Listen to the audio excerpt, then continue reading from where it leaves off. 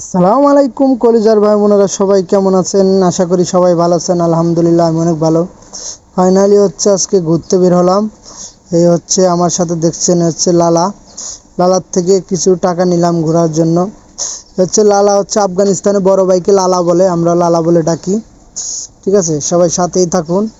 আর আপনার দুবাইতে আপনার দিনের বেলা ঘোরার কোনো মজা নাই। দুবাই আপনার রাতের জন্য ফুটে ওঠে।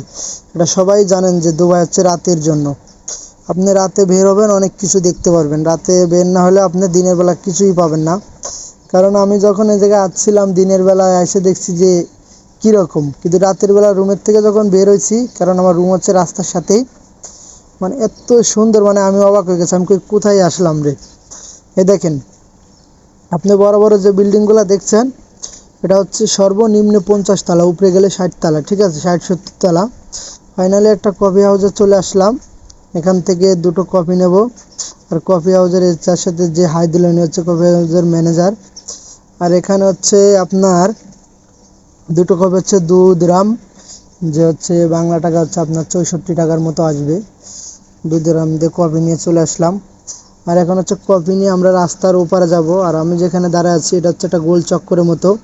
আর রাস্তাগুলো দেখেন, লাইট দিয়ে এত সুন্দর করে সাজাইছে। এই যে দেখেন, এখানে বসে কফি খাবো।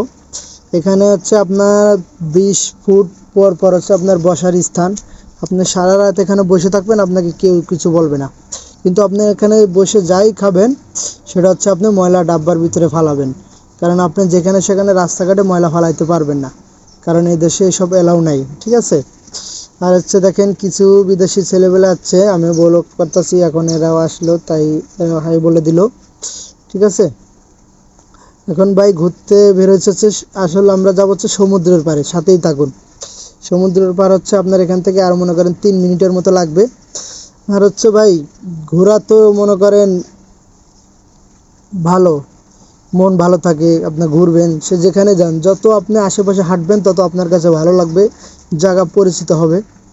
এই ঠিক আছে। আর আপনারা বাইরে যদি আসেন, হাতের কাজ শিখে আসবেন, আপনার জন্য ভালো, বুঝছেন? তাহলে ঘুরতেও ভালো লাগবে, সব কিছু করতে ভালো লাগবে।